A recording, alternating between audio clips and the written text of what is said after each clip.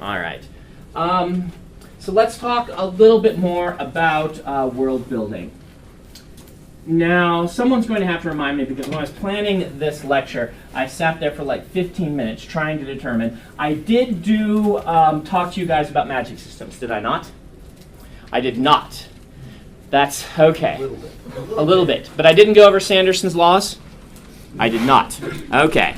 Then where did I do that? I must have done that at a con. I must have done that at UVU, at LTUE. And so that means that I will do that today. Okay. So world building. We're going to talk about setting. As I've said before, setting is a little bit, I don't want to say catch-22, but it is an interesting thing to consider as a fantasy and science fiction author, because I believe sincerely that character and plot need to be the core heart of your story.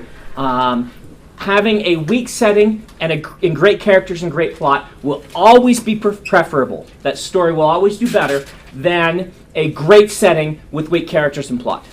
The exceptions to that rule are generally short fiction, where you can do a really cool, look at this awesome setting, and now we're done with it. And people can read it and say, wow, that was an awesome setting. But you will consistently see this happening. Something that feels overdone, setting-wise, is done again by somebody, and everyone's like, oh, that setting is bland. I've seen that a million times. And yet people still love it because they'll do fantastic characters and stories.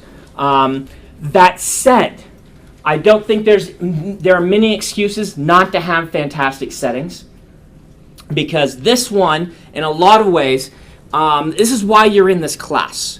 You're doing this naturally. You should be able to do this naturally and add these things in. Now, getting that setting across can be a hard skill because of the whole concept of learning curve and info dumps and all of those things.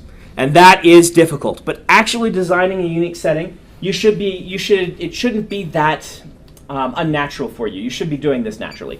And the thing to consider, so ideally, I guess what I'm trying to get at before I move on, is that really all three should be awesome.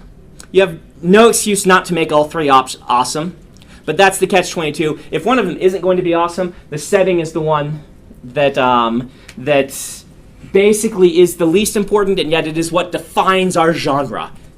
So you see how I'm never quite sure how to emphasize this. It's what divides our genre, and yet it's also, if you don't have a good characters and good plot, then who cares? But let's talk about some basics of setting.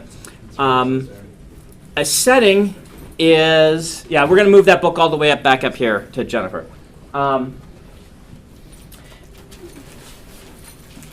If you're going to write a great setting, I would suggest that your setting become like a character to you. In fact, you're setting like a cast of characters. And each of the main settings that you're going to put your reader in should have the same sorts of things that we talked about for characters. Meaning, you want to have personality. You want it to have existed before. And have a sort of emotion to it, a momentum. This doesn't mean you start your book with 10 pages of the history of where you are. But it does mean that as your characters move through this, they get a sense that this setting has a history to it. That there are things going on there that are not related to the plot.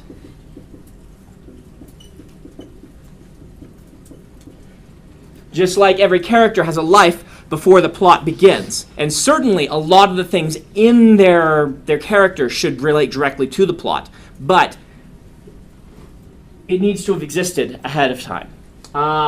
So quirks. Flaws. We're going to put that in quotes because flaws and strengths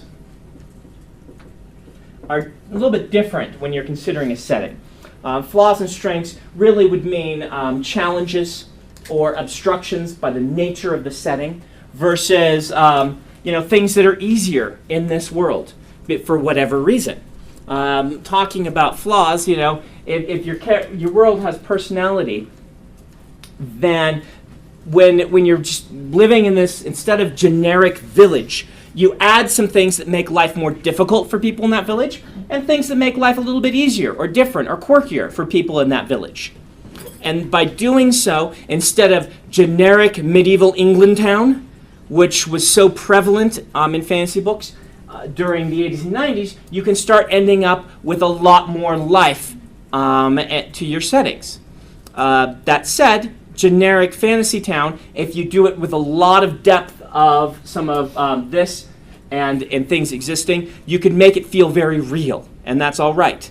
But thinking about it like a character is a good way to begin.